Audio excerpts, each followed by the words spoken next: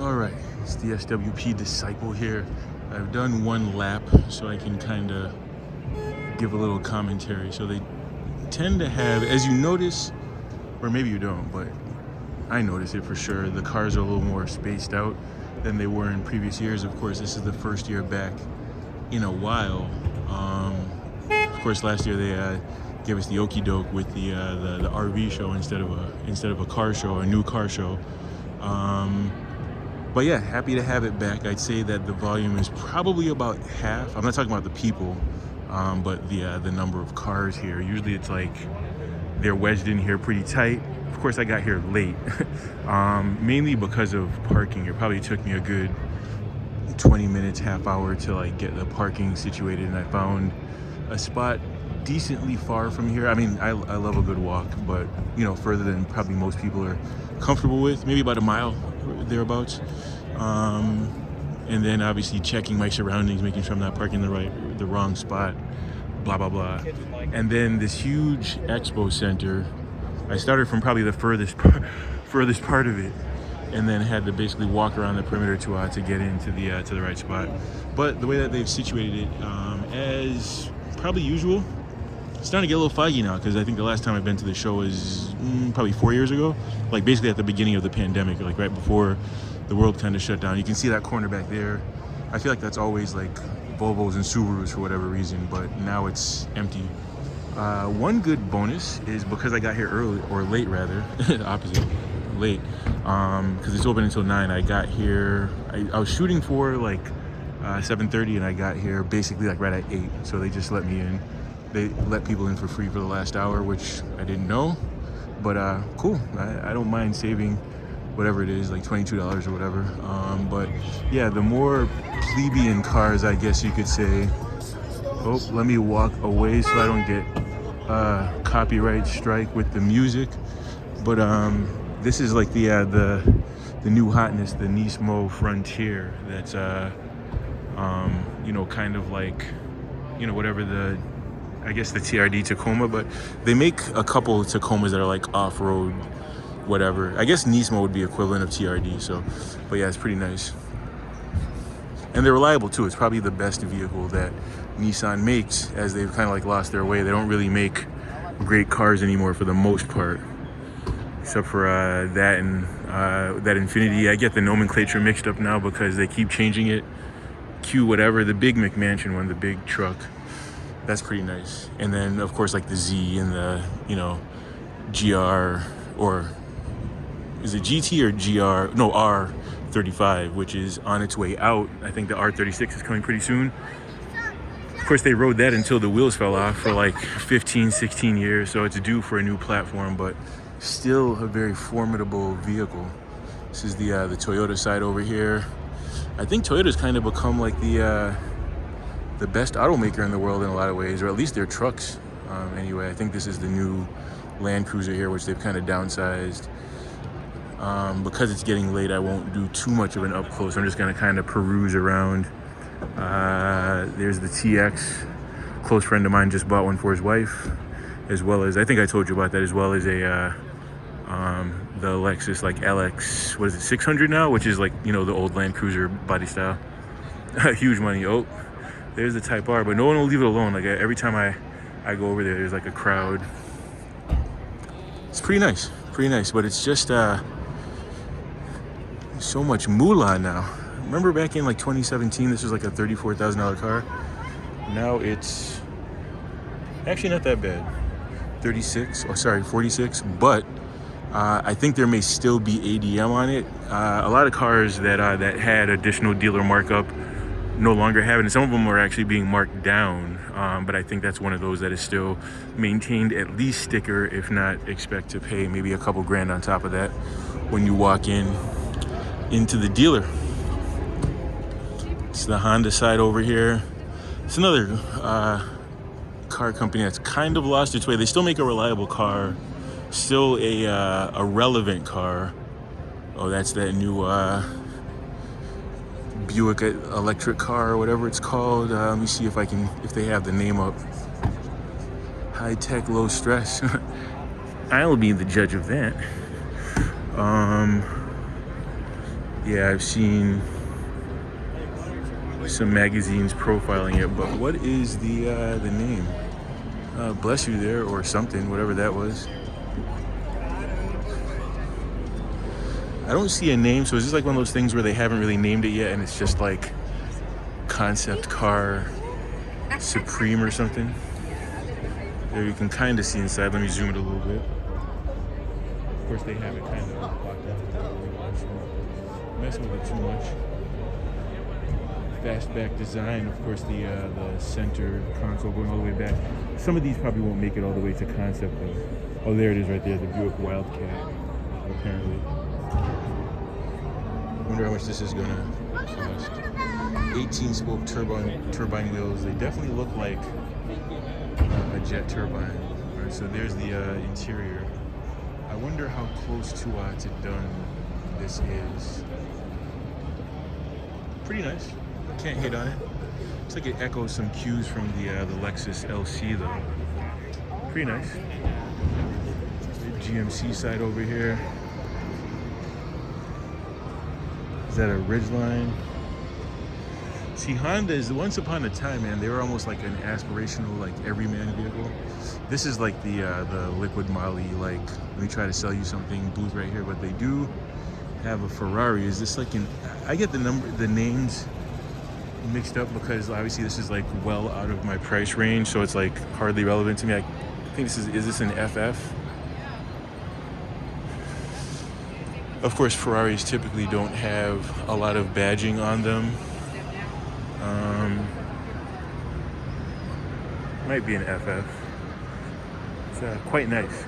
One thing about Ferraris, your head always turns when you see them. Requisite M5 with some nice wheels and aftermarket exhaust on here. Quasi dual. I can't tell you how many like over the years like free just random stuff I have from like Liquid Moly booths over the years. Did I say that twice? You know what I mean. All right, good old venerable Chevy. My cousin has had a Silverado which doubles as his work truck, but he bought it like new basically or lightly used, and he loves it. Don't get to see a lot of my family too much anymore, especially my cousins, because obviously they're in the throes of like, you know, adulting and kids and all that. But we did get to spend like a couple hours just the other night repairing our dryer. Yes, you heard right. SWP Disciple does appliance repair as well, and we did like the roller wheels, the timing belt, the pulley and filter. So we did it all. Between 2 days, it took us like 3.5 hours. Like the first maybe hour and a half was like diagnosing things the first day, and then we ordered the parts. Amazon promptly delivered them in like, I don't know, 3 days, and then we got to it. But all in all, because we were like, you know, vacillating between, are we gonna buy a new dryer, yet another, after my mom just consumed another, we suspect, or, oh, the Trail Boss is nice. Or are we just gonna go to a repairman? Which, candidly, with our if we priced out our time and then the, you know, $100 in parts, no big deal. It probably would have cost the same, like, I don't know, $350 or so, or $300 for a repairman to come and do it. And then obviously, like, on the low end, a cheap dryer would be like maybe $600. But then you got to figure in like the warranty. You know, you wouldn't want to buy something like that without a warranty, so you're probably into it for more like $800 or so. So it's still worth it. Plus, you have the pride of whatever, of completing the task yourself. Oh, that EV6. Well, that's pretty nice. I wonder what game they're playing. Is that like a true simulator, or is that, oh, she's got the right jacket on, blasting the heat right now, last I saw. Or is that like Forza or the newest Gran Turismo? I can't tell.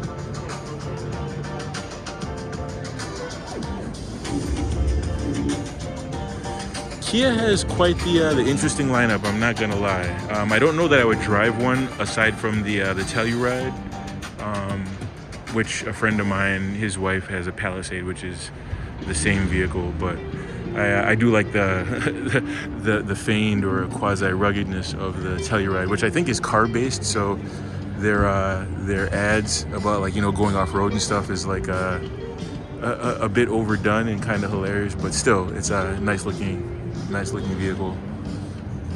Certainly not effeminate in a world where a lot of the vehicles are like shaped like a bubble. All right, so here's the fun side. So I don't know if this is officially the Porsche side because I don't see their logo up, but it is Porsche's, and there is the I forget. It's like their Baja version. I think it's the Dakar. Yeah, it's the Dakar version of the ubiquitous 911. And emphasis on the ubiquitous. They make so many versions, but they're all expensive. There's no like down market version. Like they just released, I think, like the classic, and it's like classically expensive. I think you can, in theory, get like a stripped down Carrera with like stick and like no frills really for like 80 and that's like bottom of the barrel. It's like one of those like lost leader type vehicles that like no dealer has, or certainly even if it is priced at that, you'll never leave the store at that price. Oh, there's a nice 993 back there. GT3, can't go wrong. A whole trough of McLarens over there in every candy color you can think of. And then it looks like they have an original, like, this might even be like a 356. It's probably not even it's probably not a 911, probably pre-911 or right at the very beginning. We'll look at that in just a bit, but me, I'm an old-fashioned cat. Easy to please in a lot of ways.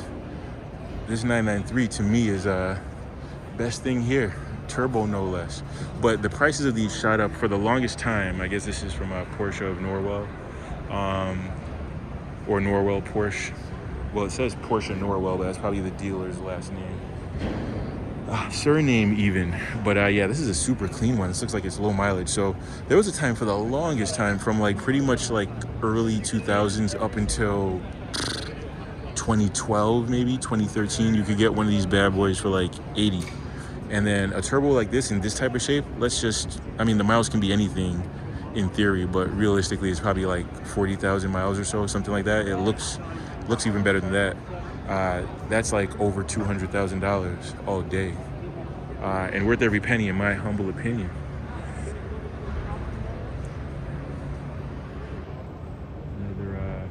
What model are they on now? So this is the 992, I believe. So of course you know the body code. So this is a 993, which is to say, 93 to like 98, I believe, or 99 would be the 996. And then this is a 992, which I think started maybe, 2016, 2017, something like that. Again, these things are so far out of my price range that like I kind of, in a sense, they lose relevance to me, but I can admire them, of course. Oh, this is crispy right here. This is really nice. It's got all the right badges on there too. Deutschland. It's really clean. Yeah, this is like whatever the model code is, this is probably like a 1965, I believe. And these go for bucks now too. These used to be like 10, 15 years ago. You could get one of these for probably in the 30s. A rough one maybe like in the 20s or so, and now they're like to the moon. Really nice ones are like well into six figures. All right. Whoever this Norwell guy is, he's got some cake. So yeah, McLaren Boston, another place that I'll probably never step foot in, but yeah, they got all manner of McLaren here. I get them mixed up though. So there's like, I think the 620, this is a 750. Obviously the higher the number, the more, prestigious, expensive, blah, blah, blah. I don't think they have a P1 here, which is like a ridiculous, like not realistic vehicle at all, but I do have photos of that from a previous show here. This is a Gemara, I guess, or is that just the trim level? I don't know how I feel about that center wiper. I think it can go in the down position though, but I do enjoy British racing green. As much as I love blues, this is one car where I'd probably take the green. Ooh, actually that Laguna Seca, I'm sure they call it a different color, but that blue over there is very nice. They got like the Hugger orange over here. They're all nice. I'm not a big fan of reds, but obviously you would not throw this back if somebody were offering it to you. Lexus. We'll get there in just a bit. Nice little pirouette. And a sheet. So it's funny, I've been here earlier, I've been here later, been here in the middle. This is quite nice, where it's like not quite as congested. All right, so you get the idea. This is Dreamland over here. So let's go over to something more realistic, yet still stuff I can't afford. I was on the bubble thinking about an IS 500. So as you know, it's basically like an F Sport, but they didn't go ahead and give it the full suspension and brake package. So they just, it's just like a trim level instead of an actual model. Perhaps leaving the door open for an actual full-on F model, but this is just like the F Sport trim level. But yeah, love this blue. It's got a V8 under there. That's why you see that mound on the hood. They wedged it in there, but very nice vehicle. Obviously, it competes with like an M3, RS4, and you know, Mercedes. Again, it's another one of those companies with all these like different nomenclatures that I can't really keep up with. But like, you know, probably C63 AMG. It competes with those, but of course it's way more reliable than any of them, which thus makes it a little more lust-worthy in a lot of ways. Even though, just because the M3 has a stick, I would probably go with the M3. And here's the LX600. So my boy C, who I usually come to these sojourns with, he just bought one in December. Like, so he has a business. He bought it under, you know, his LLC. So obviously he gets like a credit or whatever. But yeah, this was every bit of like 105,000. The one, and there's still a level above the one that he got. He didn't get the F Sport, so he got the more like regular one, but it was still like 105. So that means that this is probably like, I don't know, like 115 or something like that. Looks nice in white. Lexuses always look pretty nice in white, though that's not like my favorite color in cars, but sometimes it works really well. And yeah, he let me drive it before. It's quite familiar. This is pretty nice.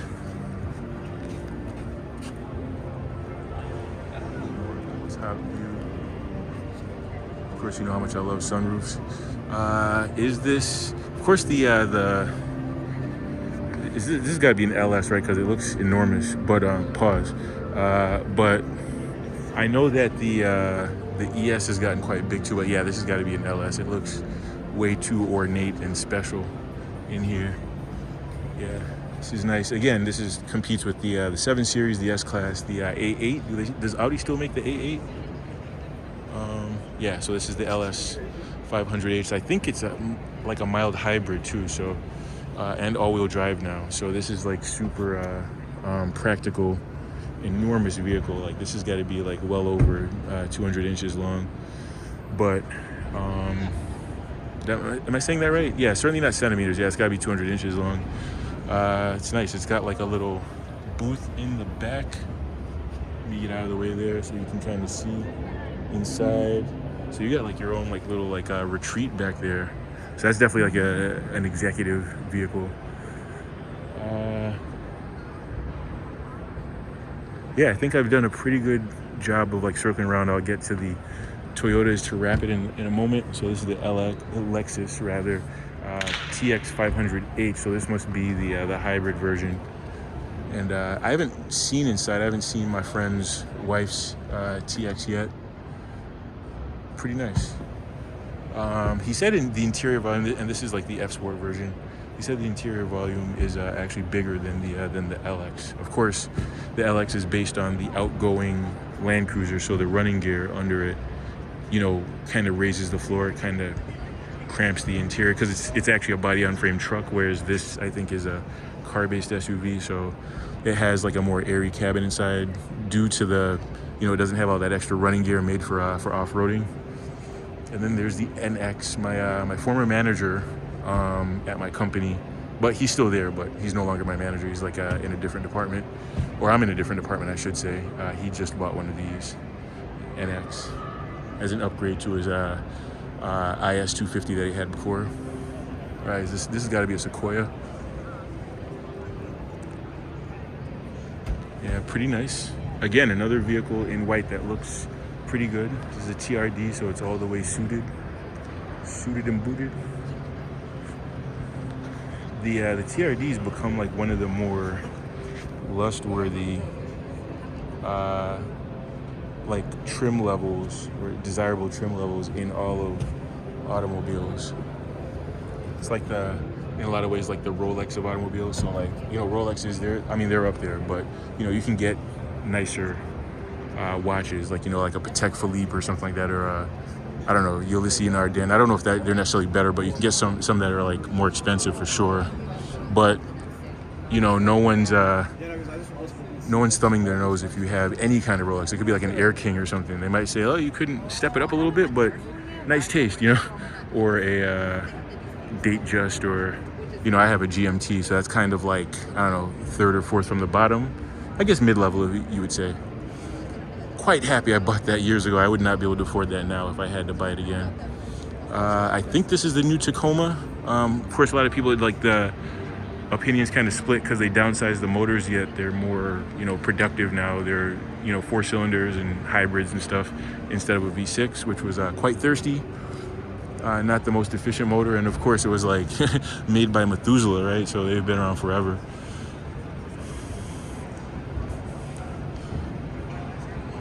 So yeah, that's the tour. I mean, there's like a couple more corners to see, but I kind of want to chill for a little bit where I can see I actually enjoyed the show. I do like the Tundra, and I guess this is the TRD. It looks quite dressy. No. Actually, this is the 1794, so it just has... Oh, you heard what she said. So this is the 1794 edition. I forget what's important about the year 1794. I probably should know that, right? So it's not 1776 when the country was born, but I think it's something adjacent to that. But yeah, this is pretty nice. So this is like more luxury. The TRD would have like that Softex, like quasi leather, but like durable for the off-road type material. I would probably prefer this version, but just for value retention purposes, you know, you'd want the TRD because those, you know, they hold their value like the Rock of Gibraltar. But yeah, this is pretty nice. Large vehicle. And Prius, which is kind of become pretty nice itself. This is a Supra, but it doesn't have the red badge in the back, the red Supra badge, so that means it's not the manual. My uncle works at a Toyota dealership upstate New York, and he always lets me know when they come in, as if I just casually have, you know, $65,000 plus ADM just sitting around. And of course the Corolla GR over here. And this is the circuit version, so this is pretty nice. Let me circle real quick in 86.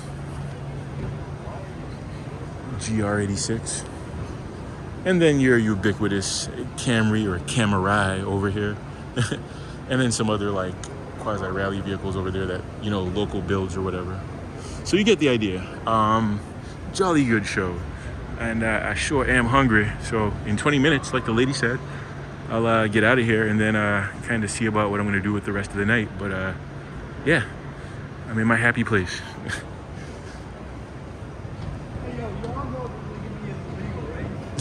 Now that's a great comment to end this video. Someone should tell them that we're not in Utah. All right, stay with me. God bless.